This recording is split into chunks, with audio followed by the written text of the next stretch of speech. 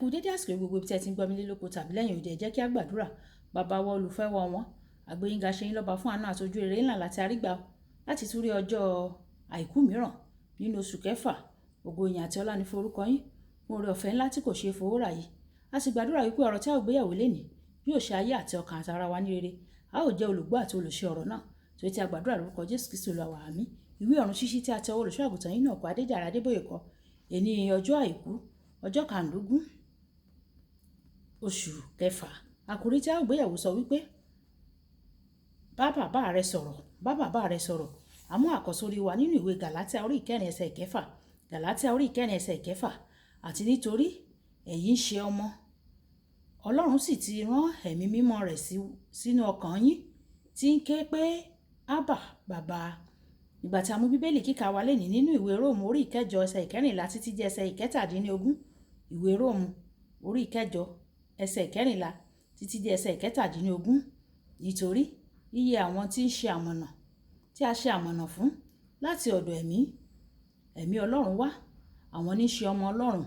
Nítorí ẹ̀yin kò tún gba ẹ̀mí ẹrú láti bẹ̀rù mọ́ o, ṣùgbọ́n ẹ̀yin ti gba ẹ̀mí ìsọdọmọ, nípa èyí tí àwa ń ké pé Ábà bàbá.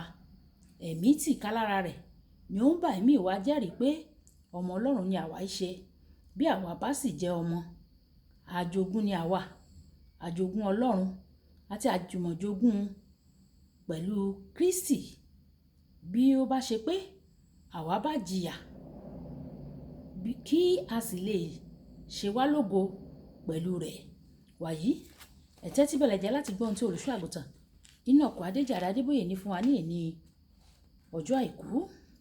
Ní ọjọ́ kan, ní àsìkò ìrìn àdúrà mi lójoojúmọ́, mo rántí àwàdà kan. Mo ń gbàdúrà fún ìpàdé àwọn ìránṣẹ́ Ọlọ́run kan ni. Nítorí náà, mo gbìyànjú láti lé àwàdà náà kúrò nínú èrò mi. Ẹ̀wẹ̀, mo rí pé Ọlọ́run fẹ́ sọ ohun kan fún mi nípasẹ̀ àwàdà náà. Nítorí náà, mo fààyè gbà ara mi láti ronú lé e lórí. Nínú ìpàdé náà, mo sọ àwàdà náà èyí tó lọ báyìí. Ọkọ àti aya kan ń jà fún ìgbà pípẹ́. Nǹkan burú jáì débi pé wọ́n kọ̀ láti máa bá ara wọn sọ̀rọ̀. Wọn kò bá ara wọn sọ̀rọ̀ mọ́ o. Ní alẹ́ ọjọ́ kan, ọkọ náà, ẹni tó jẹ́ ẹni tó máa ń sùn wọra, ó kọ ìwé fún aya rẹ̀. Olólùfẹ́ mi, mo ní ọkọ̀ òfurufú láti bá lọ ní agogo 8 àárọ̀. Jọ̀wọ́ o, jí mi ní agogo 6 òwúrọ̀. Nígbà tí ó tají ní òwúrọ̀ ọjọ́ kejì, agogo 8 ti lù. Aya rẹ̀ sì ti lọ síbi iṣẹ́ tirẹ̀. Inú rẹ̀ ru. Ó bínú. Ó rí ìwé kékeré kan ní ẹ̀gbẹ́ ibùsùn rẹ̀. Ìyàwó rẹ̀ ló kọ. Ó kọ wípé, olólùfẹ́ mi, agogo 6 ti lù o, dìde o. Lẹ́yìn tí mo ṣe àwàdà náà, Ọlọ́run sọ fún àwọn ènìyàn mi ò ní bá àwọn tí kò bá mi sọ̀rọ̀ nínú wọn sọ̀rọ̀ o. Ọlọ́run fẹ́ràn rẹ. Nígbà tí o bá sọ̀rọ̀, nígbà tí o bá ń ṣe bẹ́ẹ̀, ó pè é láti bá a sọ̀rọ̀ pẹ̀lú rẹ̀. Ó fẹ́ràn rẹ̀. Nígbà tí àwọn ọmọ ẹ̀yìn tí wọ́n bi Jésù wípé kí ó kọ́ wọn bí wọ́n ṣe ń gbàdúrà, ohun àkọ́kọ́ tí ó sọ ni wípé nígbà tí wọ́n bá fẹ́ gbàdúrà, kí wọ́n wípé bàbá wa tí ń bẹ ní ọ̀run. Ìwé Lúùkù orí 11 ẹsẹ̀ 2. Kò sí bàbá tí ò fẹ́ràn rẹ̀ láti máa bá ọmọ rẹ̀ sọ̀rọ̀. Gẹ́gẹ́ bí bàbá, mo máa ń gbádùn rẹ̀ nígbà tí àwọn ọmọ mi tí wọ́n bá lo àkókò pẹ̀lú mi. Ìwé Jòhánù orí 3 ẹsẹ̀ 1. Ó sọ pé Ọlọ́run ti fi ìfẹ́ ńlá rẹ̀ hàn bẹ́ẹ̀.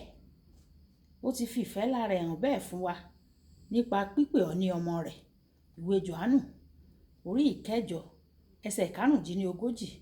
Ó sọ pé ẹrú kì í wà títí nínú ilé láéláé, ṣùgbọ́n ọmọ máa ń wà títí láéláé gẹ́gẹ́ bí ọmọ Ọlọ́run. tí ó ṣe iyebíye, o lè ní àǹfààní sí bàbá rẹ nígbà gbogbo. Ó lè jẹ́ pé kí o sì máa bá a sọ̀rọ̀ nípa ohunkóhun yóò sì dá ọ lóhùn. Tí o bá jẹ́ ọmọ Ọlọ́run, máa wà láti jẹ́ kòríkòsùn pẹ̀lú bàbá rẹ lójoojúmọ́. Wá àyè bẹ́ẹ̀. Ìwé Fílípì orí 3 ẹsẹ̀ 10. Tí ó bá jẹ́ pé ẹ̀wẹ̀ ìwọ ti sáko lọ kúrò níwájú rẹ̀, a jẹ́ pé o kò ní lè ní àǹfààní sí títí di ìgbà tí ìwọ yóò gba Jésù ní Olúwa àti Olùgbàlà rẹ.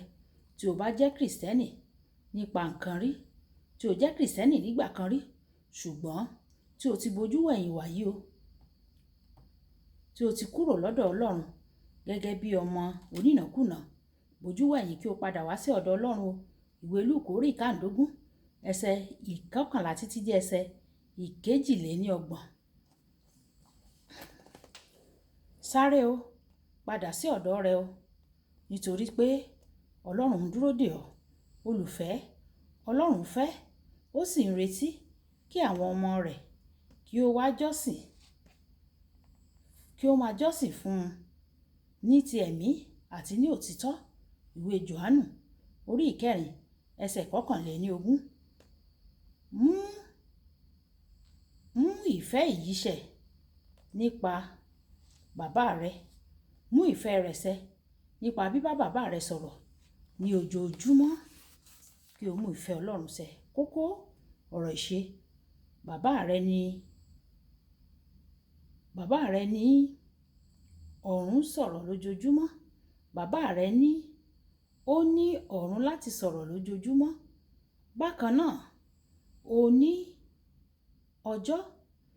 jẹ́ ọjọ́ àwọn bàbá o.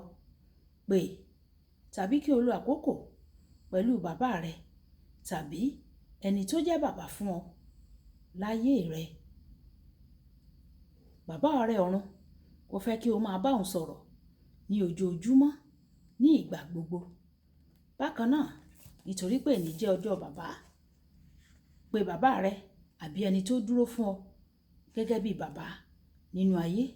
Ẹ jẹ́ á sọ pé bàbá mi, Ọlọ́run á fi àwọn bàbá lé ọ lọ́wọ́ o. Olúwa bá wa dá wọn sí o. Bá wa lọ́ra ẹ̀mí wọn o. Ohun tí wọ́n ò fi ṣe bàbá kalẹ̀, Olúwa bá wa yọ̀ǹda fún wọn o. Ààbò rẹ kó dájú lórí wọn o.